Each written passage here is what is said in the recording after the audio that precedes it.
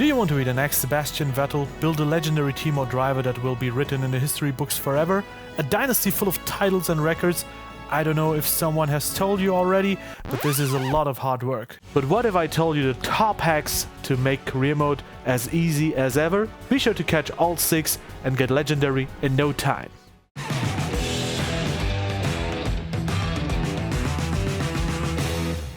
Hey guys, Dave Gaming here again with another tutorial on the Overtake channel. I personally love the F1 career mode. Over the years I've done hundreds of videos highlighting certain points or just casually competing. With the changes this year, everything has new life and challenges to it. So let's dive right into the action and see how you can get through the career mode with ease. The first major tip I can give you is to start a short and sweet driver career first. So as there currently are only 20 circuits available, this would mean a 10 race season to start off. A reason to start with a driver career is so that you can focus on your most important task, which is driving. This way you won't be distracted from the heap of challenges that managing your team and your facilities will bring in the returning My Team mode. During your time in the cockpit you can get accustomed to the gameplay as well as get a touch on the driver perks. Here I would recommend leaving the increased press likability out at first and go for the ones that will help you with resource points. While you want to decrease that, you surely want to increase your sim racing knowledge. If so, be sure to hit the bell and subscribe to the Overtake YouTube channel so you won't miss out on any future videos with me. As I said, you will need time to test everything that's new, for instance the new quick practice. Let's take a look. How many times have you wanted to do all 3 practice sessions to gain resource points and upgrade something on your car? Rarely. But in this F1 game, practice can be fun and exciting, but how can you get most out of it? The second hack is to use the new practice as effectively as possible. The new quick practice format is essentially a small game that is an alternative to the conventional 30 to 60 minute driving bonanza. When the session starts, you're gambling for resource points as well as cost reductions for your upgrades and decide how ambitious your mini-me will drive. You can be gambling for an engine upgrade or a plus to the aerodynamics, for example. And if you tell your driver to go aggressive, you will have the chance to play for all of the upgrades, but will have a higher risk of failing. I personally have always selected the super safe variant, which didn't fail as often, and I only ever lost 1 or 2 tiny discounts on upgrades which I didn't really need anyway. So my advice to you is to go as safe as possible to increase the chance to make your car lightning fast in the future. To get to the speed of light, you will need upgrades, and to achieve these you will need resource points, a lot of resource points. Hack number 3 shows how you can cash out on RP big time.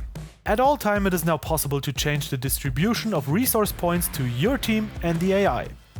This means that after every race you will gain a large amount of RP and the other teams will not.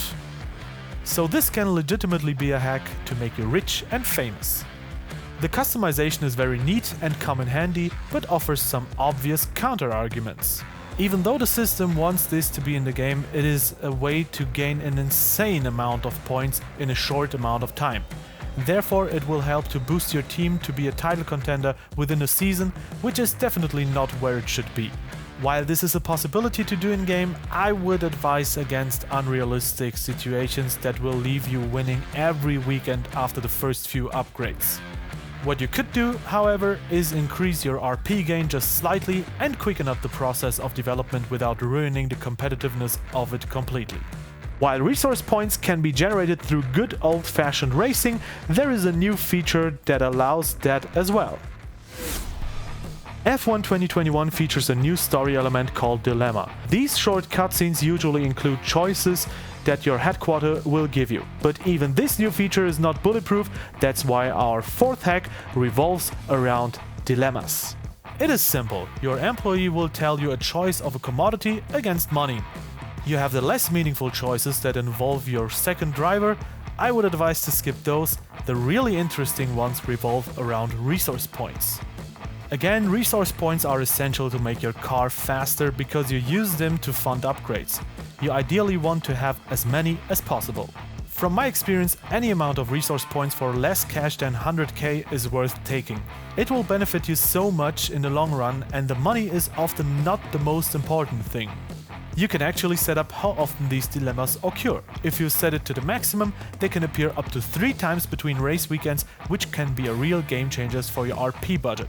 But you still have to look out for your money. If you go bankrupt, you won't be able to pay your engineers and resource points. Another real dilemma is the question which wheel to buy. Maybe a Logitech G920 or a Thrustmaster T150. If you want to know the answer to that, check out our latest hardware review on this topic. In some situations, you are even able to gain discounts on upgrades for your F1 car. These trades are usually always worth taking as well. A trade-off that can also be very lucrative at the start is the choice of an expensive engine or a faster teammate. I have a clear rule and our 5th hack for this. If you think about the first car any newcomer drives, it is rarely a Mercedes right away. That's why a starting car will have trouble catching up in terms of speed. To counteract that, I would always put a bigger emphasis on a machine rather than the human. While you might not sit in a Mercedes right away, you can take its engine. This seems extremely good considering the only engine ahead of them is a Ferrari for a whopping 100k more. The Merc power unit offers the best bang for your buck and is borderline hacking at the start. The only upside to the Italian engine of Ferrari is a slightly improved durability, which is easily dismissible by the price tag. In the career mode, you have to put a lot of love into your car, but you can also be very proactive in season development. What you guys need for our final hack is some good old-fashioned exploit of game mechanics. Thankfully this has not been changed from last year, so if you already know this trick, it is still the same in principle. At the start of a new career, it is important to think long-term. Where should my season go and how can I achieve that? Especially if you have not upgraded the longevity of your engine, a long season can be tricky and demanding for your car. But what if I told you a way to avoid endless grid penalties for swapping out engine parts? If I go for the first race in Bahrain, I like to unlock all spare parts of the engine throughout the weekend. This will put me approximately 400 places to the back of the grid because of all the penalties, but I have unlocked all my parts and can use them penalty-free later. The thought behind this tactic is that you will inevitably need to replace parts throughout the season, and especially at the first season you will often be near the back of the grid either way. So why not take all the penalties at once and start last for 1 or 2 times? Makes your life easier down the line and might actually get you some points in the first season. A simple trick that will cost you close to nothing when your team is not competitive yet, but be sure to not pull this in Monaco or Spain for instance, as it is way harder to compete in these races when you start from the back of the grid. A lot has changed with F1 2021. The career mode has a much more in-depth component to it, and that's why you need tips like these to survive, especially in the early seasons. Resource points are a central point for your team development, so be sure to be on the lookout for opportunities to get them and sometimes even take a gamble. And if you want me to tell you some more career mode secrets that might even help you to win a championship, tell me in the comments below. For more esports racing content, visit Overtake.gg, our YouTube channel and our social media channel as well. On the right side there are 2 surprises specially selected for you beautiful people, like my beginner guide for F1 2021. I am Dave Gaming and I will see you again next time. Bye.